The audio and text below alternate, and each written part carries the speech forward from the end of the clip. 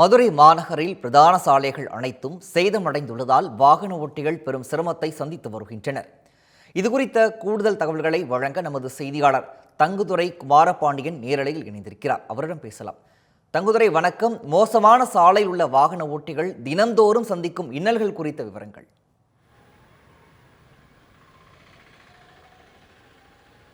மதுரை மற்றும் பார்க்கும் பொழுது 100 வார்டுகளை கொண்ட மாநகராட்சி பகுதியில் சாலைகள் என்பது மிகவும் சிதலமடைந்து காணப்படுகிறது.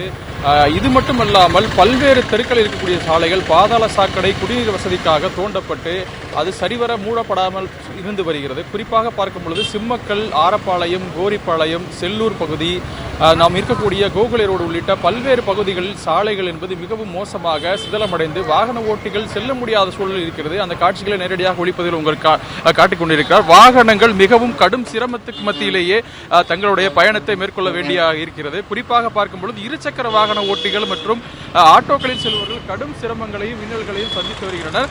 இதனால் அவர்களுக்கு பல்வேறு சிக்கல்கள் ஏற்படுகிறது. குழிகளில் சில சமயங்களில் விழுகிட சூழல் கூட ஏற்படுகிறது. மழைக்காலங்களில் பல்வேறு சிக்கல்களையும் அவர்கள் சந்திக்கின்றனர். தண்ணீர் என்பது தேங்கி இருப்பதன் காரணமாக அவர்கள் அந்த குழி இருப்பது தெரியாமல் சாலைகளிலே விழுகக்கூடிய சூழல் என்பதும் இருந்து வருகிறது. பல்வேறு சாலைகள் முறையாக பராமரிக்கப்படவில்லை. குண்டும் குழியுமாக இருக்கும் சாலைகளை பார்க்கும் பொழுது அந்த சாலைகளில் இருக்கக்கூடிய அந்த குழிகளை தற்காலிகமாக மண் கொண்டு அடைக்கும் பணியை மட்டுமே மேற்கொள்கிறாரே தவிர அதனை முழுமையாக நிரந்தரமாக சரி செய்யும் பணியை மாநகராட்சி மேற்கொள்ளவில்லை. தற்பொழுது நம்மிடையே ஒரு வாகன ஓட்டி இருக்கிறார். அவரிடமே கேட்கலாம். சார், மதுரை மாநகராட்சி பகுதியில் சாலை எப்படி இருக்கு? நீங்க நேராக போய் வண்டியை ஓட்டும் பொழுது என்ன மாதிரியான பாதிப்புகளை சிக்கல்கள் சந்திக்கிறீங்க சார்? நிறைய பள்ளமேடுகள் அதிகமாக இருக்குது. அது சரி பண்ண மாட்டுறாங்க. பிரிட்ஜு கட்டுறேன் அது கட்டுறேன்னு சொல்லிட்டு எல்லாமே குண்டு குழிமாக தான் இருக்குது. பிரிட்ஜு கட்டி முடிச்சாச்சுன்னா அந்த பகுதியை ரோடை போட மாட்டுறாங்க. ஜல்லி கட்டி இப்போ ஜல்லி மண்ணெல்லாம் கொட்டி இப்போ பல மாதங்கள் ஆகுது. அது ரோடு போடலை. மேடு பள்ளமாக இருக்கும்போது ஹார்ட் பேஷண்ட்லாம் போகும்போதெல்லாம் கீழே விழுந்துடுறாங்க. இதய நோயில் இருக்கவங்கெல்லாம் அவங்களாம் ரொம்ப சிரமமாக இருக்குது. ஸ்கிட்டாகி வண்டி டூ வீலரில் நிறையா பேர் விழுந்து அஞ்சு போகிறாங்க. நிறைய அவலங்கள் இருக்குது. ரோடுகளை பூரா சரி பண்ணணும். இப்போ தற்காலிகமாக சரி பண்ணுறாங்களே மண் போட்டு, அது உங்களுக்கு தீர்வாக இருக்கா? என்ன மாதிரி எதிர்பார்க்குறீங்க மாநகராட்சிகிட்ட இருந்து? இப்போ இந்த மழை பெஞ்சு முடிஞ்சதெல்லாம் அந்த போட்ட மண்ணெல்லாம் கரைஞ்சிட்டு போயிடுது. அது பிரயோஜனம் இல்லை. நிரந்தரமாக ரோடு போடணும். அது என்ன சொல்கிறீங்க அதிகாரிகளுக்கு? அதிகாரிகளுக்கு நம்ம என்ன சொல்கிறது? அவங்களும் அந்த நம்மளை போல் மனுஷன் தானே. அவங்களும் ரோட்டில் போவாங்கல்ல. அப்போ ரோட்டில் போகும்போது அந்த பாதிப்பு அவங்களுக்கு வரும்ல. இப்போ அது அவங்களா தான் உணர்ந்து அந்த என்ன செய்யணும்னு செய்யணும்.